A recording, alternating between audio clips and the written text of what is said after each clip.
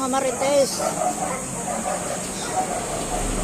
Mga marites, dito tayo ngayon sa sa Diliman. Sa Diliman, Quezon City. Nag-drop ako dito galing Alabang. Wala pang booking, nag-aabang ako pa babalik ng Alabang. Ayoko dito, takot ako ma-handcuff.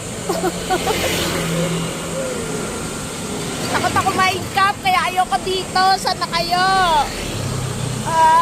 Mabalik na ako ng Alabang. Bigyan nyo na ako ng booking, Lord. Kayo mga marites, nananghalian na ba kayo? Ako hindi pa. Yan nag-set destination ako. Paalabang. Kita nyo ba yan? Set di ako Paalabang. Ayoko dito May handcuff dito. May handcuff dito. Siya, dyan muna kayo, mga marites kayo. Update ko lang kayo. I love you all, mga marites. Tsaka sa mga OFW natin, yung kababayan, mga kaibigan natin.